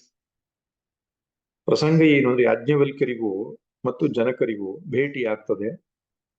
ಆ ಭೇಟಿಯ ಸಂದರ್ಭದಲ್ಲಿ ಆ ರಾಜನಾಗಿರತಕ್ಕಂಥ ಜನಕ ತಾನು ಉಪಾಸನೆಯನ್ನು ಕಲಿಸಿದ್ದಾಗಿ ಹೇಳ್ತಾನೆ. ಬೇರೆ ಬೇರೆ ಆಚಾರ್ಯರುಗಳಿಂದ ನಾನು ಈ ಉಪಾಸನೆಯನ್ನು ಕಲ್ತಿದ್ದೇನೆ ಅಂತ ಹೇಳ್ತಾನೆ. ಪ್ರತಿ ಉಪಾಸನೆಯನ್ನು ಹೇಳಿದ ಮೇಲೆ ಯಾಜ್ಞವಲ್ಕರು ಹೇಳ್ತಾರೆ, ಯಥಾ ಮಾತೃಮಾನ್ ಪಿತೃಮಾನ್ ಆಚಾರ್ಯವಾನ್ ಬ್ರೂಯಾ ತಥಾ ಸ ಅಬ್ರವೀತ್. ತಂದೆಯಿಂದ ಅನುಶಿಷ್ಟನಾದವನು, ತಾಯಿಯಿಂದ ಅನುಶಿಷ್ಟನಾದವನು, ಆಚಾರ್ಯದಿಂದ ಅನುಶಿಷ್ಟನಾದವನು ಹೇಗೆ ಹೇಳಬೇಕು ಹಾಗೆ ಹೇಳಿದ್ದಾರಪ್ಪ ನಿಮ್ ಗುರುಗಳು ಅಂತ. ಅಂದ್ರೆ ಆ ಆಚಾರ್ಯ ಯಾರು ನಿಮ್ಗೆ ಏನದು ಉಪಾಸನೆಯನ್ನು ಹೇಳ್ಕೊಟ್ಟಿದ್ದಾರೆ, ಅವ್ರು ಸರಿಯಾಗಿ ಹೇಳ್ಕೊಟ್ಟಿದ್ದಾರೆ. ಸರಿಯಾಗಿ ಹೇಳ್ಕೊಟ್ಟಿದ್ದಾರೆ ಅನ್ನೋದಕ್ಕೆ ಅವ್ರು ಹೇಳಿರೋ ಪದ ಯಾವುದು? ತಾಯಿಯಿಂದ, ತಂದೆಯಿಂದ, ಗುರುಗಳಿಂದ ಸುಸಂಸ್ಕೃತನಾದವನು ಹೇಗೆ ಹೇಳಬೇಕು ಹಾಗೆ ಹೇಳ್ಕೊಟ್ಟಿದ್ದಾರೆ. ಈ ಶಬ್ದಗಳು ಬಹಳ ಮುಖ್ಯ. ಯಾಕಂದ್ರೆ ಒಬ್ಬ ವ್ಯಕ್ತಿಯ ಜೀವನದ ಮೇಲೆ ಪರಿಣಾಮ ಬೀರುವಂತಹವರು ಇವರು ಮೂರೇ ಜನ. ಒಬ್ಬ ವ್ಯಕ್ತಿಯ ವ್ಯಕ್ತಿತ್ವ ರೂಪಿಸುವಂತಹವರು ಇವು ಮೂರು: ಒಂದು ತಾಯಿ, ತಂದೆ ಮತ್ತು ಗುರುಗಳು. ಆದ್ರಿಂದ ಅವರ ಮೂವರ ಪಾತ್ರ ಬಹಳ ದೊಡ್ಡದಿದೆ. ನಮ್ಮೊಬ್ಬರು ಸ್ವಾಮೀಜಿ ಚೆನ್ನಾಗಿ ಹೇಳ್ತಿದ್ರು, ಮಕ್ಕಳು ಕೆಟ್ಟ ಕೆಲಸ ಮಾಡಿದ್ರೆ ಅವ್ರ ಅಪ್ಪ ಅಮ್ಮ ಯಾರು ಅಂತ ಕೇಳ್ತಾರೆ, ಮಕ್ಕಳು ಓದ್ಲಿಲ್ಲ ಅಂದ್ರೆ ಶಾಲೆ ಯಾವುದು ಅಂತ ಕೇಳ್ತಾರೆ ಅಂತ. ಅಂದ್ರೆ ಸಂಸ್ಕಾರ ಕೊಡುವಲ್ಲಿ, ಒಬ್ಬ ವ್ಯಕ್ತಿಯ ವ್ಯಕ್ತಿತ್ವ ನಿರ್ಮಾಣ ಮಾಡುವಲ್ಲಿ ಇವರ ಪಾತ್ರ ಬಹಳ ದೊಡ್ಡದು. ಏನೂ ತಿಳಿದಂತಹ ಮಗುವಿಗೆ ಜಗತ್ತಿನ ವ್ಯಕ್ತಿ ವಸ್ತುಗಳ ಪರಿಚಯ ಮಾಡಿಕೊಡೋಳೆ ತಾಯಿ. ಮನೆಯ ಮೊದಲ ಪಾಠಶಾಲೆ. ಅದರಿಂದ ಆಕೆಯ ಜವಾಬ್ದಾರಿ ಬಹಳ ದೊಡ್ಡದು. ಅದನ್ನ ಮತ್ತೆ ಮತ್ತೆ ಮನಸ್ಸಲ್ಲಿ ಇಟ್ಟುಕೊಳ್ಬೇಕಾದ ಸಂಗತಿ. ಎಷ್ಟೋ ಜನ ತಾಯಂದಿರು ನಾವೇನೂ ಮಾಡಲ್ಲ ಅಂತ ಹೇಳ್ತಾರೆ. ಮಕ್ಕಳನ್ನ ಸರಿಯಾಗಿ ಬೆಳೆಸಿ ಅವರಿಗೆ ಸಂಸ್ಕಾರವನ್ನು ಕೊಟ್ಟು ದೊಡ್ಡವರನ್ನಾಗಿ ಮಾಡೋದು ತಂದೆ ತಾಯಿ ಇಬ್ಬರ ಜವಾಬ್ದಾರಿ ಕೂಡ ಬಹಳ ದೊಡ್ಡದಿದೆ. ನಮ್ಮೊಬ್ಬರು ಸ್ವಾಮಿಗಳು ಚೆನ್ನಾಗಿ ಹೇಳ್ತಿದ್ರು, ಸರ್ಕಾರದಿಂದ ಅಥವಾ ಯಾವುದೋ ಒಂದು ವ್ಯವಸ್ಥೆಯಿಂದ ಒಂದು ಪರೀಕ್ಷೆ ಆಗ್ಬೇಕು. ಏನ್ ಪರೀಕ್ಷೆ ಅಂದ್ರೆ, ಇವರು ತಂದೆ ತಾಯಿ ಆಗ್ಲಿಕ್ಕೆ ಅರ್ಹರಿದ್ದಾರಾ, ಆ ಯೋಗ್ಯತೆ ಇದೆಯಾ ಅಂದ್ರೆ ಮಾತ್ರ ಅವ್ರ ಮಕ್ಕಳನ್ನು ಪಡಿಬೇಕು ಅಂತ. ಯಾಕೆ? ಸುಸಂಸ್ಕೃತವಾದಂತಹ ಮಕ್ಕಳನ್ನ ಪಡೆಯೋದಿಕ್ಕೆ ತಂದೆ ತಾಯಿಯಲ್ಲಿಯೂ ಕೂಡ ಅದೊಂದು ಅರ್ಹತೆ ಇರಬೇಕಾಗ್ತದೆ. ಮಕ್ಕಳನ್ನ ಹೆರುವುದಷ್ಟೇ ಅಲ್ಲ, ಅವರನ್ನು ಬೆಳೆಸುವುದು ದೊಡ್ಡ ಜವಾಬ್ದಾರಿ, ಬಹಳ ದೊಡ್ಡ ಜವಾಬ್ದಾರಿ.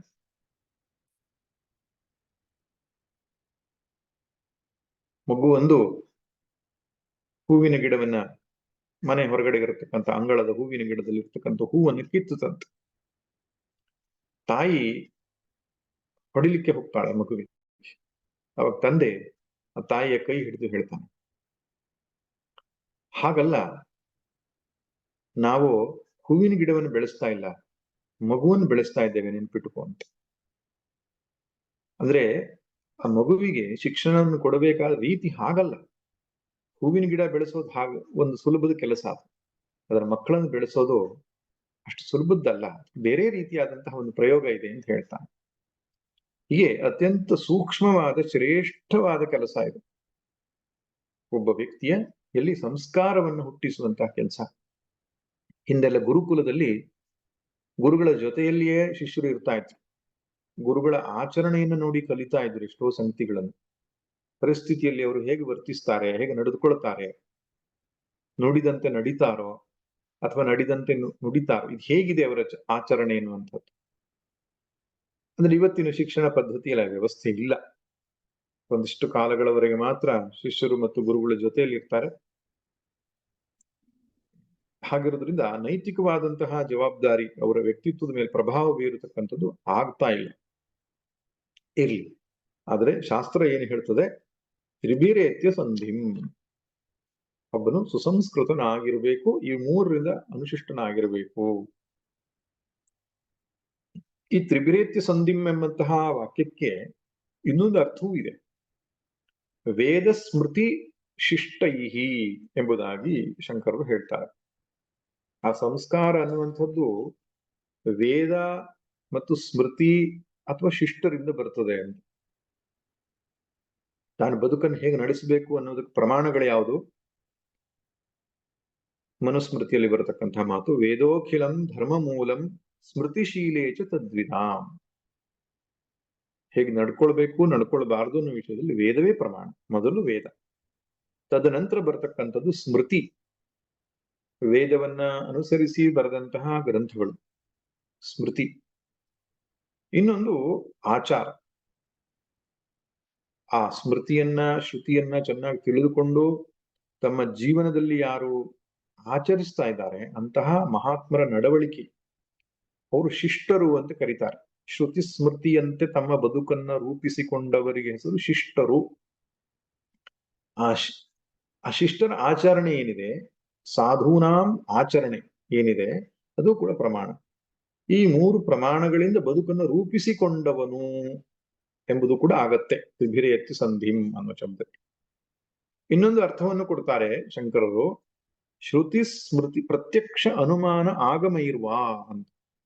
ಪ್ರತ್ಯಕ್ಷ ಪ್ರಮಾಣ, ಅನುಮಾನ ಪ್ರಮಾಣ ಮತ್ತು ಆಗಮ ಪ್ರಮಾಣಗಳಿಂದ ಬದುಕನ್ನು ರೂಪಿಸಿಕೊಂಡವನು ಎಂಬ ಅರ್ಥವೂ ಕೂಡ ಆಗಬಹುದು ಅಂತ. ಅದು ಪ್ರಧಾನವಾಗಿ ತಾಯಿ, ತಂದೆ ಮತ್ತು ಗುರುಗಳಿಂದ ಸುಸಂಸ್ಕೃತನಾದವನು ಅಥವಾ ಶ್ರುತಿ ಸ್ಮೃತಿ ಮಹಾತ್ಮರ ಆಚರಣೆಯಿಂದ ಸುಸಂಸ್ಕೃತನಾದವನು ತೆಗೆದುಕೊಂಡು ಉತ್ತಮ. ಇದು ಒಂದು ವಾಕ್ಯ. ಇನ್ನೊಂದು ತ್ರಿನಾಚಿಕೇತಃ ಅಂತ ಬಳಸ್ತಾರೆ. ತ್ರಿನಾಚಿಕೇತಃ ಸಂಧಿ ನಿಯಮದಿಂದಾಗಿ ತ್ರಿನಾಚಿಕೇತಃ ಅಂತ ಆಗಿದೆ. ಅಂದ್ರೆ 3 ಬಾರಿ ನಚಿಕೇತ ಅಗ್ನಿಯನ್ನ ಚಯನ ಮಾಡಿದವನು. ಈ ಪ್ರಕ್ರಿಯೆಯಲ್ಲಿ 3 ಬಾರಿ ನಚಿಕೇತ ಅಗ್ನಿ ಚಯನ ಮಾಡಬೇಕಾಗುತ್ತದೆ ಅಂತ ಅರ್ಥ.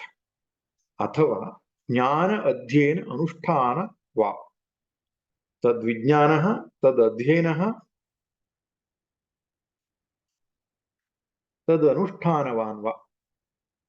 ಆ ನಾಚಿಕೇತಾಗ್ನಿಯನ್ನ ತಿಳಿಯುವಂಥದ್ದು, ಅಧ್ಯಯನ ಮಾಡುವಂಥದ್ದು ಮತ್ತು ಅನುಷ್ಠಾನ ಮಾಡುವಂಥದ್ದು ಆಗಿರಬಹುದು ತ್ರಿನಾಚಿಕೇತ ಎಂಬ ಶಬ್ದಕ್ಕೆ ಅರ್ಥ.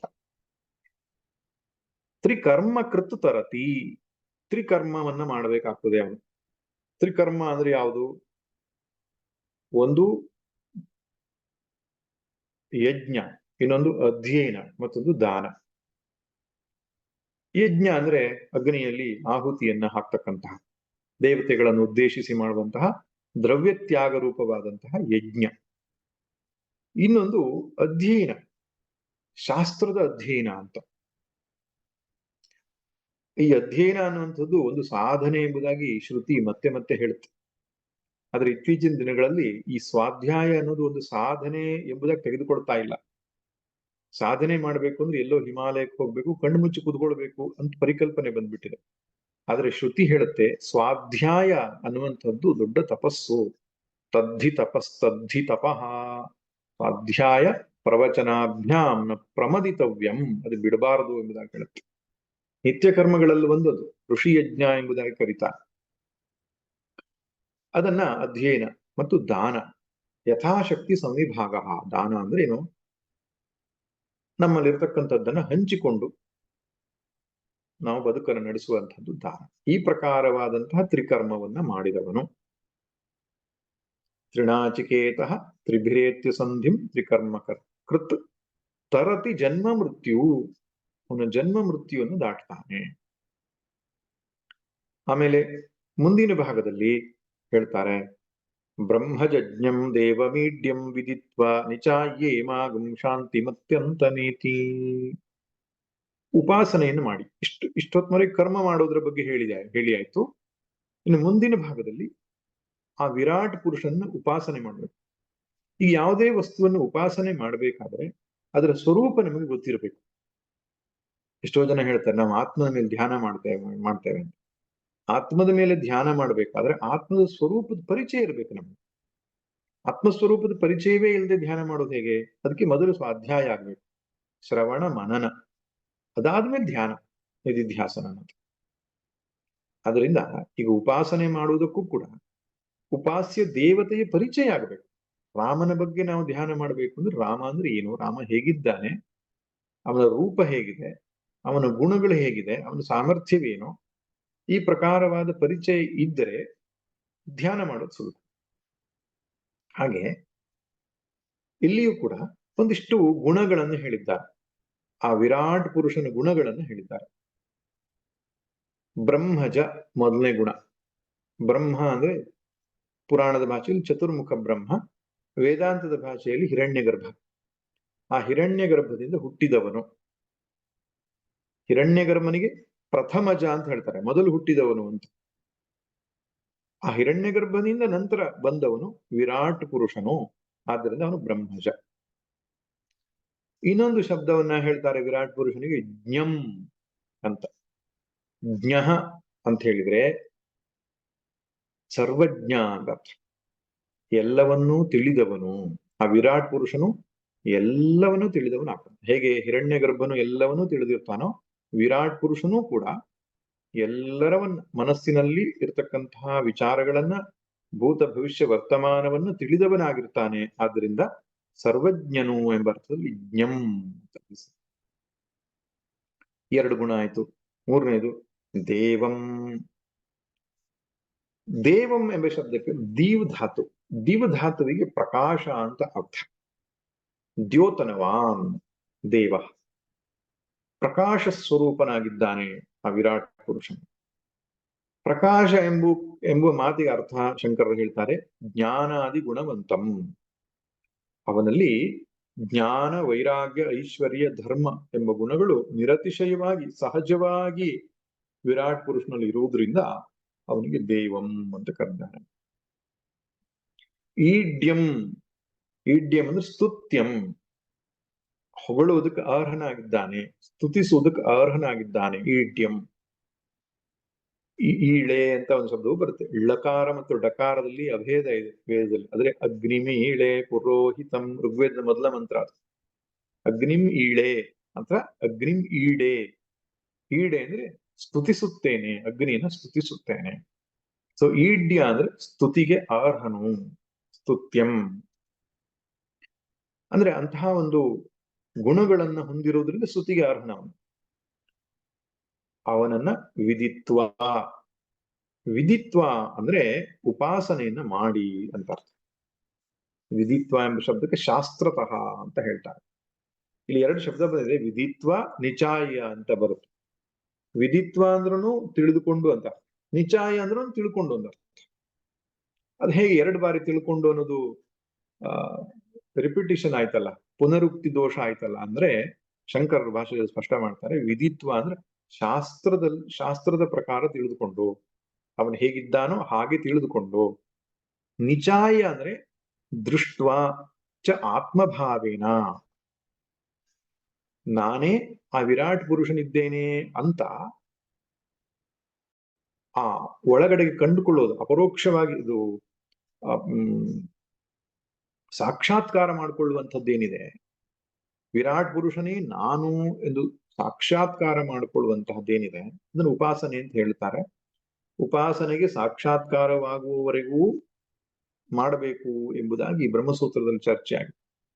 ಶಾಸ್ತ್ರದಲ್ಲಿ ತಿಳಿದುಕೊಂಡ ಮೇಲೆ ಮನಸ್ಸಲ್ಲಿ ಅದೇ ಪ್ರಕಾರವಾದಂತಹ ಮೆಡಿಟೇಷನ್ ಮಾಡಿ ಅವನನ್ನ ಕಂಡುಕೊಳ್ಳಬೇಕು, ಸಾಕ್ಷಾತ್ಕಾರ ಮಾಡಿಕೊಳ್ಬೇಕು. ಅದನ್ನು ನಿಚಾಯ ಎಂಬ ಶಬ್ದ ತಿಳಿಸ್ತದೆ. ಆಮೇಲೆ ಶಾಂತಿಮತ್ಯಂತಮೇತಿ, ಇಮಾಂ ಶಾಂತಿಮತ್ಯಂತಮೇತಿ, ಈ ಶಾಂತಿಯನ್ನು, ಅತ್ಯಂತವಾದ ಶಾಂತಿಯನ್ನು ಪಡ್ಕೊಳ್ತಾನೆ. ಇಮಾಂ ಅನ್ನೋ ಶಬ್ದಕ್ಕೆ ಅರ್ಥ ಏನು? ಸ್ವಬುದ್ಧಿ ಪ್ರತ್ಯಕ್ಷಾಂ ಶಾಂತಿಂ ಉಪರತಿಂ. ಸ್ವಬುದ್ಧಿ ಪ್ರತ್ಯಕ್ಷಾಂ ಅಂದ್ರೆ ಅವನ ಗಮನಕ್ಕೆ ಬದುಕಿರುವಾಗಲೇ ಬರ್ತದೆ ನೋಡಿ. ಜೀವ ಬ್ರಹ್ಮೈಕ್ಯ ಜ್ಞಾನದಿಂದ ಆತ್ಯಂತಿಕ ಶಾಂತಿಯನ್ನು ಪಡಿತಾರೆ ಎಂಬುದಾಗಿ ಹೇಳ್ತೇವಲ್ಲ, ಉಪಾಸನೆಯಲ್ಲಿಯೂ ಕೂಡ ವಿಶೇಷವಾದ ಶಾಂತಿ ಸಿಗ್ತದೆ. ವ್ಯತ್ಯಾಸ ಇಷ್ಟೇ, ಉಪಾಸನೆಯ ಶಾಂತಿ ಅನ್ನೋದು ಪ್ರಯತ್ನದಿಂದ ಘಟಿಸುವಂಥದ್ದು, ಸಾಧನೆಯಿಂದ ಉಂಟಾಗುವಂಥದ್ದು. ಆದರೆ ಮುಕ್ತಿ, ಜೀವನ್ಮುಕ್ತಿಯಿಂದ ಲಭಿಸುವ ಶಾಂತಿ ಅನ್ನೋದು ಸಹಜವಾದ ಶಾಂತಿ. ಅಲ್ಲಿ ಆರಂಭದಲ್ಲಿ ಶ್ರವಣ ಮನನಕ್ಕೆ ಪ್ರಯತ್ನಿಸಬೇಕೇ ಹೊರತು ಆತ್ಮವನ್ನ ಯಥಾವತ್ತಾಗಿ ಅರಿತ ಮೇಲೆ ಮತ್ತೆ ಪ್ರಯತ್ನ ಇಲ್ಲ. ಆದ್ರೆ ಉಪಾಸಕರಿಗೂ ಶಾಂತಿ ಅನ್ನುವ ಸಮಾಧಾನ ಅನ್ನೋದು ಸಿಗತ್ತೆ. ಆದ್ರಿಂದ ಅದು ನಿಕೃಷ್ಟ ಅಲ್ಲ. ಕರ್ಮವಾಗಲಿ ಉಪಾಸನೆಯಾಗಲಿ ಕೂಡ ಜ್ಞಾನಕ್ಕೆ ಹೋಲಿಸಿದ್ರೆ ನಿಕೃಷ್ಟ ಅನ್ನೋದು ಬಿಟ್ರೆ, ಒಬ್ಬ ಆರಂಭದ ಸಾಧಕನಿಗೆ ಅದು ತೀರಾ ಅವಶ್ಯಕವಾಗಿರತಕ್ಕಂಥದ್ದು ಅನ್ನೋದನ್ನು ಮನಸ್ಸಲ್ಲಿ ಇಟ್ಟುಕೊಳ್ಬೇಕು ನಾವು. ಉಪಾಸನೆ ಯಾವತ್ತೂ ಕೂಡ ನಾವು ತಾತ್ಸಾರ ಭಾವದಿಂದ ನೋಡುವಂಥದ್ದಲ್ಲ. ಅಯ್ಯೋ ಅವ್ರು ಜಪ ಮಾಡ್ತಾ ಇದ್ದಾರೆ, ಇನ್ನು ಪೂಜೆ ಮಾಡ್ತಾ ಇದ್ದಾರೆ, ಹಾಗಿಲ್ಲ. ಪೂಜೆ, ಜಪ, ಧ್ಯಾನ ಇವೆಲ್ಲವೂ ಕೂಡ ಶಾಂತಿ ಸಮಾಧಾನವನ್ನ ಬದುಕಿರುವಾಗ ಕೊಡುತ್ತದೆ. ಸ್ವಬುದ್ಧಿ ಪ್ರತ್ಯಕ್ಷಾಂ ಶಾಂತಿಂ ಅಂದ್ರೆ ಸ್ವಬುದ್ಧಿ ಪ್ರತ್ಯಕ್ಷ, ತನ್ನ ಸ್ವಂತ ಬುದ್ಧಿಗೆ ಅದು ಗೊತ್ತಾಗುವಂಥದ್ದು. ಸಾಕ್ಷಾತ್ಕಾರದಿಂದ ಮೊದಲೇ ಶಾಂತಿಯು ದೊರಕುವುದು ಪ್ರತ್ಯಕ್ಷವಾಗಿ ತಿಳಿಯಲ್ಪಡುತ್ತದೆ. ಸಾಧನೆಯನ್ನು ಮಾಡ್ತಾ ಮಾಡ್ತಾ ಮನಸ್ಸು ಶಾಂತ ಆಗ್ತಾ ಹೋಗ್ತದೆ. ಆದ್ದರಿಂದ ನನ್ನ ಸಾಧನೆಯಲ್ಲಿ ಪ್ರಗತಿಯನ್ನು ಸಾಧಿಸಿದ್ದೇನೆ ಅನ್ನೋದಕ್ಕೆ ಮೆಜರ್ಮೆಂಟ್ ಏನು? ಅಂತಃಕರಣ ಶಾಂತಿ. ಅದಕ್ಕೆ ಉಪರತಿಂ ಅಂತ ಹೇಳ್ತಾರೆ. ಉಪರತಿ ಅಂದ್ರೆ ಏನರ್ಥ? ಆಂತರಿಕವಾದಂತಹ ಒಂದು ಸಮಾಧಾನ, ಶಾಂತಿ. ಅತ್ಯಂತಮೇತಿ, ಅದು ಸಣ್ಣ ಪುಟ್ಟ ಶಾಂತಿ ಅಲ್ಲ ಅಂತ, ಅತ್ಯಂತ ಶಾಂತಿ. ಅತ್ಯಂತ ಅನ್ನೋ ಶಬ್ದಕ್ಕೆ ಏನರ್ಥ? ಅಂತಂ ಅತಿಕ್ರಮ್ಯ, ಕೊನೆಯನ್ನ ಮೀರಿದ್ದು ಅಂತ. ಅನ್ಲಿಮಿಟೆಡ್, ಲಿಮಿಟೇಷನ್ ಇಲ್ಲದ್ದು ಅಂತ. ಅಂತಹ ಅತಿಶಯವಾದಂತಹ ಶಾಂತಿಯನ್ನ ಅವನು ಪಡೆದುಕೊಳ್ತಾನೆ ಉಪಾಸನೆಯಿಂದ. ಶಂಕರರು ಕೊನೆಯಲ್ಲಿ ಹೇಳ್ತಾರೆ, ವೈರಾಜಂ ಪದಂ ಜ್ಞಾನಕರ್ಮ ಸಮುಚ್ಚಯಾನುಷ್ಠಾನೇನ ಪ್ರಾಪ್ನೋತಿ ಇತ್ಯರ್ಥ. ಜ್ಞಾನ ಮತ್ತು ಕರ್ಮದ ಸಮುಚ್ಚಯವಾದಂತಹ ಸಾಧನೆಯಿಂದ, ಅನುಷ್ಠಾನದಿಂದ ವೈರಾಜ ಪದ ಅಂದ್ರೆ ವಿರಾಟ್ ಪದವಿಯನ್ನ ಅವನು ಪಡ್ಕೊಳ್ತಾನೆ. ಬದುಕಿರುವಾಗಲೇ ಶಾಂತಿ ಸಮಾಧಾನವನ್ನು ಪಡ್ಕೊಳ್ತಾನೆ. ಜನ್ಮ ಮೃತ್ಯುವನ್ನ ದಾಟ್ತಾನೆ ಅಂತ ಹೇಳಿದ್ದಾರೆ. ಜನ್ಮ ಮೃತ್ಯು ಅಂದ್ರೆ ಏನರ್ಥ? ದುಃಖ, ಹುಟ್ಟು, ಸಾವು ಮುಂತಾದ ಭಾವನೆ, ಭಯ ಇವುಗಳನ್ನ ದಾಟ್ತಾನೆ. ಉಪಾಸನೆಯಿಂದ ಶಾಂತಿಯನ್ನು ಪಡ್ಕೊಳ್ತಾನೆ. ದೇಹ ಬಿಟ್ಟ ಮೇಲೆ ವಿರಾಟ್ನಲ್ಲಿ ಸಾಯುಜ್ಯವನ್ನು ಹೊಂದುತ್ತಾನೆ. ಸಾಯುಜ್ಯ ಮುಕ್ತಿ ಅಂತ ಹೇಳ್ತಾರೆ. ಅವನಲ್ಲಿ ಒಂದಾಗುವಂಥದ್ದು, ಅವನ ಲೋಕಕ್ಕೆ ಹೋಗಿ ಅವನ ಶರೀರದಲ್ಲಿ ಒಂದಾಗುವಂಥದ್ದು. ಎಲ್ಲಿಯ ತನಕ ವಿರಾಟ್ ಪುರುಷನಿಗೆ ಈ ಒಂದು ಸೃಷ್ಟಿಯ ವ್ಯವಸ್ಥೆಯಲ್ಲಿ ಇರ್ತಾನೋ ಅಲ್ಲಿ ತನಕ ಈ ಸಾಧಕನೂ ಕೂಡ ಸುಖವನ್ನ, ಶಾಂತಿಯನ್ನು ಅನುಭವಿಸ್ತಾನೆ. ವಿರಾಟನಿಗೆ ಮುಕ್ತಿಯಾಗುವಾಗ ಇವನಿಗೂ ಕೂಡ ಮುಕ್ತಿ ಆಗ್ತದೆ. ಇಲ್ಲಿ ಪ್ರಶ್ನೆ, ಮುಕ್ತಿ ಅಂದ್ರೆ ಆತ್ಯಂತಿಕವಾಗಿ ಆಗ್ತದೋ ಎನ್ನುವಂತ ಪ್ರಶ್ನೆ. ನಿಷ್ಕಾಮವಾಗಿ ಉಪಾಸನೆಯನ್ನು ಮಾಡಿದ ಪಕ್ಷದಲ್ಲಿ, ನಿಷ್ಕಾಮವಾಗಿ ಉಪಾಸನೆಯನ್ನ ಮಾಡಿದ ಪಕ್ಷದಲ್ಲಿ ಅವನಿಗೆ ಆ ಲೋಕದಲ್ಲಿಯೇ ಜ್ಞಾನ ಪ್ರಾಪ್ತಿ ಆಗ್ತದೆ, ಮೋಕ್ಷವೂ ಆಗ್ತದೆ, ಆತ್ಯಂತಿಕ ಮುಕ್ತಿಯೂ ಆಗ್ತದೆ. ಸಕಾಮವಾಗಿ ಅಂದ್ರೆ ಸುಖಕ್ಕೋಸ್ಕರ, ಬ್ರಹ್ಮಲೋಕದ ವಿರಾಟ್ ಲೋಕದ ಸುಖಕ್ಕೋಸ್ಕರವಾಗಿ ಉಪಾಸನೆಯನ್ನ ಮಾಡಿದವನಾಗಿದ್ದರೆ ಅವನಿಗೆ ಪುನಃ ಮುಂದಿನ ಕಲ್ಪದಲ್ಲಿ ಜನ್ಮ ಆಗ್ತದೆ. ಈ ಕಲ್ಪದಲ್ಲಿ ಅವನು ವಿರಾಟ್ನೊಂದಿಗೆ ಲಯವಾದರೂ ಕೂಡ ಮುಂದಿನ ಕಲ್ಪದಲ್ಲಿ ಮತ್ತೆ ಪುನಃ ಅವನಿಗೆ ಜನ್ಮ ಆಗ್ತದೆ. ಅಥವಾ ಅವನು ಎಷ್ಟು ಕಾಲ ವಿರಾಟ್ ಲೋಕದಲ್ಲಿ ಪಡೆಯುವುದಕ್ಕೆ ಅವನು ಉಪಾಸನೆ ಮಾಡಿದನು ಅಷ್ಟು ಕಾಲ ಆ ವಿರಾಟ್ ಲೋಕದಲ್ಲಿದ್ದು ಮತ್ತೆ ಹಿಂತಿರುಗಿ ಬರ್ತಾನೆ. ಆ ಬ್ರಹ್ಮ ಭುವನಾನ್ ಲೋಕ ಪುನರಾವರ್ತಿ ಅರ್ಜುನ ಎಂಬುದಾಗಿ ಹೇಳೋದು ಗೊತ್ತಾಗುತ್ತೆ. ಈ ಪ್ರಕಾರವಾಗಿ ಜ್ಞಾನಕರ್ಮ ಸಮುಚ್ಚಯದ ಫಲವನ್ನ ಶ್ರುತಿ ನಮಗೆ ತಿಳಿಸಿಕೊಡುತ್ತದೆ. ಕೆಲವರಿಗೆ ಒಂದು ಪ್ರಶ್ನೆ ಬರಬಹುದು ಇಲ್ಲಿ, ಏನು ಅವತ್ತಿನ ಕಾಲದಲ್ಲಿ ಸ್ವಾಮಿ ಆ ಉಪಾಸನೆ ಎಲ್ಲ ಮಾಡ್ಲಿಕ್ಕೆ ಆಯ್ತು, ಈಗ ಯಾರಿದ್ದಾರೆ ಅದನ್ನ ಹೇಳ್ಕೊಡೋರು ಯಾರು, ನಮಗೂ ಮಾಡ್ಲಿಕ್ಕೂ ಆಗಲ್ಲ, ಅಗ್ನಿಚಯನ ಮುಂತಾದವುಗಳನ್ನ ಮಾಡುವಷ್ಟು ಪುರ್ಸೊತ್ತಿಲ್ಲ, ಮತ್ತೆ ಹೇಳ್ಕೊಡುವವರು ಇಲ್ಲ. ಈಗೇನು ಅಪ್ರಸ್ತುತ ಆದ ಈ ವಿಷಯವನ್ನ ಯಾಕೆ ಇಲ್ಲಿ ಪ್ರಸ್ತಾಪ ಮಾಡಬೇಕು ಅಂತ ನೋಡಿ. ನಮ್ಮ ಋಷಿಗಳು ಬಹಳ ದಯಾಮಯರು, ಕರುಣಾನ್ವಿತರು. ಅವರು ಇಂತಹ ಉಪಾಸನೆಗಳನ್ನ ಮಾಡ್ಲಿಕ್ಕೆ ಸಾಧ್ಯ ಇಲ್ಲ ಕಲಿಯುಗದಲ್ಲಿ ಅಂತ ಅರಿತುಕೊಂಡು ಸ್ಮೃತಿಯುಕ್ತವಾದಂತಹ ಕೆಲವು ಕರ್ಮ ಉಪಾಸನೆ ನಮ್ಗೆ ಕೊಟ್ಟಿದ್ದಾರೆ. ಉದಾಹರಣೆಗೆ ದೇವರ ಪೂಜೆ ಅಂತ ಇದೆಯಲ್ಲ, ಅದು ಸ್ಮೃತ್ಯುಕ್ತವಾದ. ಹಿಂದೆಲ್ಲ ನಿತ್ಯ ಅಗ್ನಿಹೋತ್ರ ಎಂಬುದಾಗಿ ಮಾಡಬೇಕಿತ್ತು. ಅಗ್ನಿಹೋತ್ರ ನಿತ್ಯ ಕರ್ಮ, ಸಂಧ್ಯಾ ವಂದನೆ, ಅಗ್ನಿಹೋತ್ರ ಇದು ನಿತ್ಯ ಕರ್ಮ ಅಂತ ಹೇಳಲ್ಪಡ್ತಕ್ಕಂಥದ್ದು. ಆದ್ರೆ ಇವತ್ತು ಕಾಲಗತಿಯಲ್ಲಿ ಬಹಳ ಕಷ್ಟ. ಆದ್ರಿಂದ ಪ್ರಾಚೀನರು ಏನ್ ಮಾಡಿದ್ರು, ಸರಿಯಪ್ಪ ಸಂಧ್ಯಾವಂದನೆ ಅಂತೂ ಮಾಡು, ಅದರೊಟ್ಟಿಗೆ ದೇವರ ಪೂಜೆಯನ್ನು ಕೂಡ ಇಟ್ಟುಕೋ. ನಾವು ಅಗ್ನಿಹೋತ್ರದಲ್ಲಿ ಆಹುತಿಯನ್ನು ಹಾಕುವ ಹಾಗೆ ಭಗವಂತನಿಗೆ ಪುಷ್ಪದಿಂದ ಸಮರ್ಪಣೆಯನ್ನು ಮಾಡುವಂಥದ್ದು, ನೈವೇದ್ಯವನ್ನು ಸಮರ್ಪಣೆ ಮಾಡುವಂಥದ್ದು, ನೀರಿನ ಸಮರ್ಪಣೆ ಮಾಡಿ ಸ್ನಾನ ಮಾಡಿಸುವಂಥದ್ದು ಒಂದು ರೀತಿ ಸಮರ್ಪಣೆಯ ಪೂಜೆ ಅಂದ್ರೂ ಕೂಡ ಅದೊಂದು ಯಜ್ಞವೇ. ಹಾಗೆ ಉಪಾಸನೆ ಪ್ರಾಚೀನ ಕಾಲದಲ್ಲಿರುವ ಉಪಾಸನೆ ಇವತ್ತಿಲ್ಲ. ಅದ್ರ ಬದಲಾಗಿ ಭಗವಂತನ ರೂಪ, ಭಗವಂತನ ನಾಮ ಜಪ, ಭಗವಂತನ ಲೀಲಾ ಗುಣ ಚಿಂತನೆ ಇದನ್ನ ಮಾಡಬಹುದಲ್ವೇ? ಭಗವಂತನ ಯಾವುದೋ ಒಂದು ಗುಣಗಳಿದೆ. ಶಿವನನ್ನು ತೆಗೆದುಕೊಂಡ್ರೆ ಅವನು ಶಾಂತನಾಗಿದ್ದಾನೆ, ಅವನು ವೈರಾಗ್ಯವನ್ನು ಹೊಂದಿದ್ದಾನೆ, ಕರುಣಾಮಯನಾಗಿದ್ದಾನೆ. ಈ ರೀತಿಯಾದ ಅವನ ಗುಣಗಳನ್ನ ತೆಗೆದುಕೊಂಡು ಚಿಂತನೆ ಮಾಡಬಹುದು. ಅವನ ರೂಪವನ್ನು ಕುರಿತು ಚಿಂತನೆ ಮಾಡಬಹುದು. ಅವನ ನಾಮ ಜಪ ಮಾಡಬಹುದು. ನಮಃ ಶಿವಾಯ, ಓಂ ನಮೋ ನಾರಾಯಣಾಯ, ಶ್ರೀರಾಮ ಜಯ ರಾಮ ಜಯ ಜಯ ರಾಮ. ಮಾನಸಿಕವಾಗಿ ಭಗವನ್ ನಾಮ ಜಪವು ಉಪಾಸನೆ ಅಂತ ಕರೆಯಲ್ಪಡುತ್ತೆ. ಇನ್ನು ಆ ಲೀಲೆಗಳನ್ನ ಏನು ಪುರಾಣಗಳಲ್ಲಿ ವರ್ಣಿಸಿದೆ, ಲೀಲಾ ಚಿಂತನೆಯನ್ನು ಮಾಡಬಹುದು. ಈ ಪ್ರಕಾರ ನಾಮ, ರೂಪ, ಲೀಲಾ, ಗುಣ ಇವುಗಳ ಚಿಂತನೆ ಅನ್ನುವ ರೀತಿಯಲ್ಲಿ ಉಪಾಸನೆಯನ್ನು ಕೊಟ್ಟಿದ್ದಾರೆ. ಅದನ್ನು ಮಾಡಿದರೂ ಕೂಡ ಅದೇ ಫಲವೇ.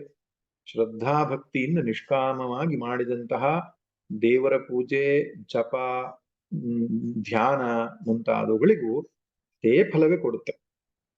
ಆದ್ರಿಂದ ಅವತ್ತಿನ ಕಾಲದ ಒಂದು ಕರ್ಮ ಇವತ್ತಿನ ಕಾಲಕ್ಕೆ ಬರಲ್ಲ ಅಂತ ಹೇಳುವ ಹಾಗಿಲ್ಲ. ಯಾಕೆಂದ್ರೆ ವಿಷ್ಣು ಪುರಾಣದಲ್ಲಿ ಒಂದು ಸಂದರ್ಭ ಇದೆ. ಋಷಿಗಳು ಒಂದು ಸಂದಿಗ್ಧತೆ, ಒಂದು ಸಂದೇಹ ಬರುತ್ತೆ ಋಷಿಗಳಿಗೆ. ಅತಿ ಕಡಿಮೆ ಸಮಯದಲ್ಲಿ ಹೆಚ್ಚು ಫಲವನ್ನ ಕೊಡತಕ್ಕಂತಹ ಸಾಧನೆಯ ಬಗ್ಗೆ ತಿಳಿಯಬೇಕು ಅಂತ. ಅವರೆಲ್ಲರೂ ವೇದವ್ಯಾಸರ ಹತ್ರ ಬರ್ತಾರೆ. ಭಗವಾನ್ ವೇದವ್ಯಾಸರು ಗಂಗಾ ನದಿ, ಯಮುನಾ ನದಿಯಲ್ಲಿ ಸ್ನಾನವನ್ನು ಮಾಡ್ತಾ ಇರ್ತಾರೆ. ಸ್ನಾನ ಮಾಡಿ ಒಂದು ಮುಳುಗು ಹಾಕಿ ಎದ್ದು ಹೇಳ್ತಾರೆ, ಯೋಷಿತಃ ಧನ್ಯಾಹ. ಇನ್ನೊಂದು ಮುಳುಗು ಹಾಕಿ ಶೂದ್ರಾಹ ಧನ್ಯಾಹ, ಇನ್ನೊಂದು ಮುಳುಗ ಕಲಿ ಧನ್ಯಾಹ ಅಂತ ಹೇಳ್ತಾರೆ. ಕಲಿಯುಗ ಧನ್ಯ, ಹೆಂಗಸರು ಧನ್ಯ, ಶೂದ್ರರು ಧನ್ಯ ಎಂಬುದಾಗಿ ಅವರು 3 ಬಾರಿ ಮುಳುಗು ಹಾಕಿ ಹೇಳ್ತಾರೆ. ಇವರಿಗೆ ಮತ್ತೊಂದು ಕನ್ಫ್ಯೂಷನ್ ಆಡ್ ಆಯ್ತಿದ್ರು, ಇದ್ರ ಅರ್ಥ ಏನು ಅಂತ. ಅದರಿಂದ ಭಗವಾನ್ ವೇದವ್ಯಾಸರು ಸ್ನಾನವನ್ನು ಮುಗಿಸಿ ಮೇಲುಗಡೆ ಬಂದ ಮೇಲೆ ಏನು ತಾವುಗಳೆಲ್ಲ ಬಂದಿದ್ದೀರಿ ಅಂತ ಕೇಳಿದಾಗ, ಒಂದು ವಿಷಯ ಇಟ್ಟುಕೊಂಡು ಬಂದೆವು, ಆದ್ರೆ ತಾವು ಈಗ ಹೇಳಿದ್ರಲ್ಲ ಅದ್ರ ಬಗ್ಗೆ ಸಂದೇಹ ಉಂಟಾಗಿದೆ ನಮಗೆ ಅಂತ. ಆಗ ಭಗವಾನ್ ವೇದವ್ಯಾಸರು ಹೇಳ್ತಾರೆ, ಕೃತಯುಗದಲ್ಲಿ 10,000 ವರ್ಷ ಮಾಡಿದ ಫಲ, ಸಾಧನೆಯ ಫಲ ಕಲಿಯುಗದಲ್ಲಿ ಒಂದು ಅಹೋರಾತ್ರಿಯಲ್ಲಿ ಸಿಗುತ್ತದೆ. ಆದ್ದರಿಂದ ಕಲಿಯುಗ ಶ್ರೇಷ್ಠ ಅಂತ ಹೇಳಿದೆ ನಾನು. ಶೂದ್ರ ಸ್ತ್ರೀ ಮುಂತಾದವುಗಳು ಶ್ರೇಷ್ಠ ಅಂತ ಯಾಕೆ ಹೇಳಿದೆ ಅಂದ್ರೆ, ಯಜ್ಞಯಾಗಾದಿಗಳಿಂದ ಆಚರಣೆ ಮಾಡತಕ್ಕಂತಹ ಕೃತಯುಗದ ಫಲ ಕೇವಲ ಸೇವೆ, ನಾಮಸ್ಮರಣೆ, ಭಗವಂತನ ಪೂಜೆ, ಅಂದ್ರೆ ಇದಕ್ಕೆ ಎಲ್ಲರಿಗೂ ಅಧಿಕಾರ ಇದೆ. ಇದನ್ನು ಮಾಡೋದಕ್ಕೆ ಅವ್ರು ಇವರಂತಲ್ಲ, ಪ್ರತಿಯೊಬ್ಬರಿಗೂ ಅಧಿಕಾರ ಇದೆ. ಅದು ಸರ್ವಾಧಿಕಾರವನ್ನು ಹೊಂದಿರತಕ್ಕಂತಹ ಈ ಸಾಧನೆಗಳೇ ಶ್ರೇಷ್ಠ ಅಂತ ಹೇಳಿದೆ. ಯಾಕಂದ್ರೆ ಕಲಿಯುಗದಲ್ಲಿ ಬೇರೆ ಸಾಧನೆಗಳನ್ನ ಮಾಡ್ಲಿಕ್ಕೆ ಮನುಷ್ಯನಿಗೆ ಕ್ಲಿಷ್ಟವಾಗ್ತದೆ. ಇಷ್ಟನ್ನಾದ್ರೂ ಮಾಡಿದ್ರೆ ಸಾಕಾಗ್ತದೆ ಅವನು ಅಂತ.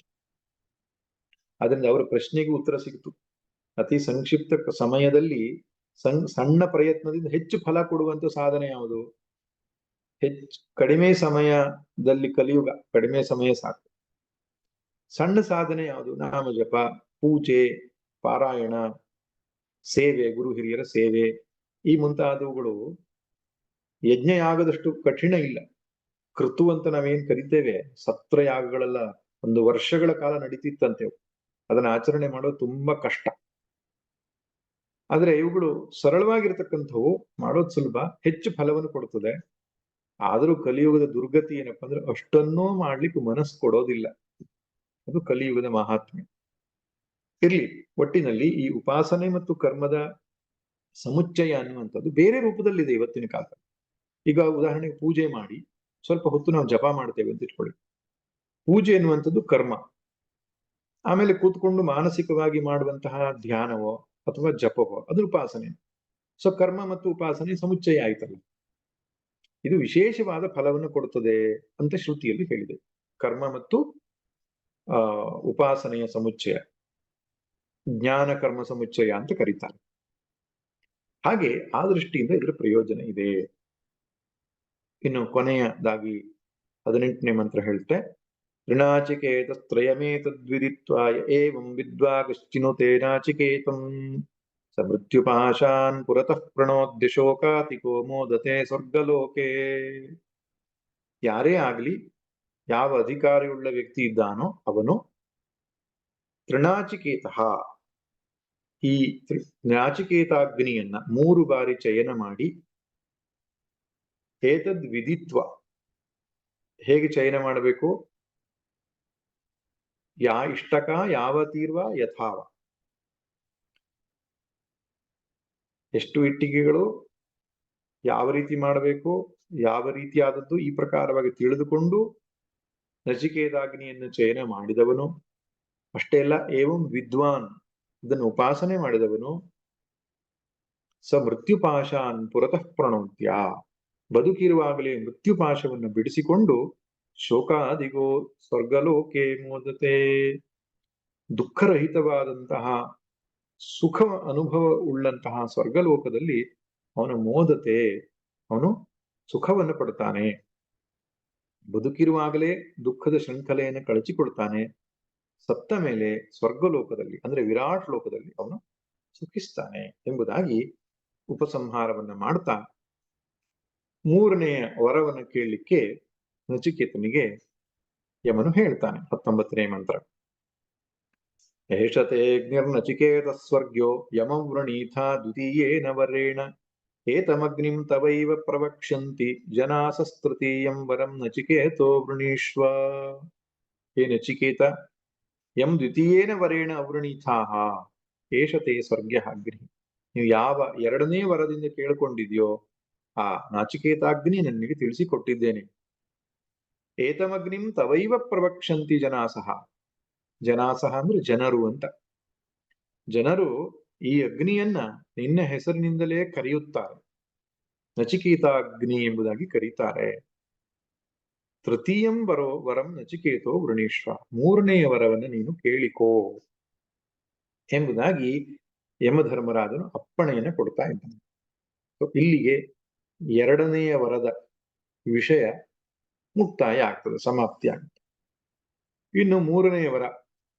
ಈ 3ನೆಯ ವರದಲ್ಲಿ ನಚಿಕೇತನು ಆತ್ಮವಿದ್ಯೆಯನ್ನು ಕೇಳ್ಕೊಳ್ತಾನೆ, ಬ್ರಹ್ಮವಿದ್ಯೆಯನ್ನು ಕೇಳ್ಕೊಳ್ತಾನೆ, ಆತ್ಮಸ್ವರೂಪವನ್ನು ತನಗೆ ತಿಳಿಸಿಕೊಡು ಎಂಬುದಾಗಿ ಕೇಳ್ಕೊಳ್ತಾನೆ. ಅದಕ್ಕಿಂತ ಮುಂಚಿತವಾಗಿ ಶಂಕರರು ಒಂದು ಭಾಷ್ಯವನ್ನ ಬರೀತಾರೆ. ಏತಾವದ್ಹಿ ಅತಿಕ್ರಾಂತೇನ ವಿಧಿ ಪ್ರತಿಷೇಧಾರ್ಥೇನ ಮಂತ್ರಬ್ರಾಹ್ಮಣೇನ ಅವಗಂತವ್ಯಂ ಯದ್ ವರದ್ವಯ ಸೂಚಿತಂ ವಸ್ತು ನ ಆತ್ಮತತ್ವಂ ವಿಷಯ ಯಾಥಾತ್ಮ್ಯ ವಿಜ್ಞಾನಂ. ಇಷ್ಟು ಹೊತ್ತಿನವರೆಗೆ ಅಂದ್ರೆ ಹೇಳಿದಂತಹ ವಿಷಯದಲ್ಲಿ ವಿಧಿ ಪ್ರತಿಷೇಧ ರೂಪವಾದ ವಿಧಿ ಪ್ರತಿಷೇಧ ಅಂದ್ರೆ ಇದನ್ನ ಮಾಡಬೇಕು ಇದನ್ನ ಮಾಡಬಾರದು ಎನ್ನುವಂತಹ ರೂಪದಲ್ಲಿರ್ತಕ್ಕಂತಹ ಮಂತ್ರ ಬ್ರಾಹ್ಮಣಗಳಲ್ಲಿ ಹೇಳಿರತಕ್ಕಂತಹ ಮಂತ್ರ ಬ್ರಾಹ್ಮಣಗಳಿಂದ ತಿಳಿದು ಬರತಕ್ಕಂತಹ ಕರ್ಮ ಉಪಾಸನಾ ರೂಪವಾಗಿರುವಂತಹ ಒಂದು ಸಾಧನೆಯನ್ನ ಇಲ್ಲಿ ಹೇಳಿದ್ದಾರೆ. ಆದ್ರೆ ಇನ್ನು ಮುಂದೆ ಹೇಳ್ತಕ್ಕಂಥದ್ದೇನಿದೆ ಅದು ವಿಧಿ ಪ್ರತಿಷೇಧ ರೂಪವಾದದ್ದಲ್ಲ. ವಸ್ತು ಹೇಗಿದೆಯೋ ಹಾಗೆ ಅರಿತುಕೊಳ್ಳಬೇಕಾದಂತಹ ಆತ್ಮವಿದ್ಯೆ ಅಥವಾ ವಿಧಿ ಪ್ರತಿಷೇಧಾರ್ಥ ವಿಷಯಸ್ಯ ಆತ್ಮನೇ ಕ್ರಿಯಾಕಾರಕ ಫಲಾಧ್ಯಾರೋಪಣ ಲಕ್ಷಣಸ್ಯ ಸ್ವಾಭಾವಿಕಸ್ಯ ಅಜ್ಞಾನಸ್ಯ ಸಂಸಾರ ಬೀಜಸ್ಯ ನಿವೃತ್ತ್ಯರ್ಥಂ ತದ್ವಿಪರೀತ ಬ್ರಹ್ಮಾತ್ಮೈಕತ್ವ ವಿಜ್ಞಾನಂ ಕ್ರಿಯಾಕಾರಕ ಫಲಾಧ್ಯಾರೋಪಣ ಶೂನ್ಯಂ ಆತ್ಯಂತಿಕ ನಿಶ್ರೇಯಸ ಪ್ರಯೋಜನಂ ವಕ್ತವ್ಯಂ ಉತ್ತರೋ ಗ್ರಂಥ ಆರಭ್ಯತೆ. ಸಂಸಾರ ಬೀಜಕ್ಕೆ ಕಾರಣ ಆಗಿರತಕ್ಕಂತಹ ಸ್ವಾಭಾವಿಕವಾಗಿರುವ ಅಜ್ಞಾನಕ್ಕೆ ಸ್ವಾಭಾವಿಕಸ್ಯ ಅಂತ ಬರೀತಾರೆ ನೋಡಿ. ನಾವು ಹೇಳ್ತೇವೆ ಅಜ್ಞಾನ ಹೇಗೆ ಬಂತು ಅಂತ.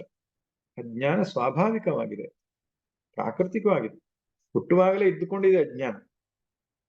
ಆದ್ದರಿಂದ ಆ ಸಂಸಾರ ಬೀಜವಾಗಿದೆ ಅದು ಅಜ್ಞಾನ ಅನ್ನುವಂಥದ್ದು. ಅದನ್ನ ನಿವೃತ್ತಿ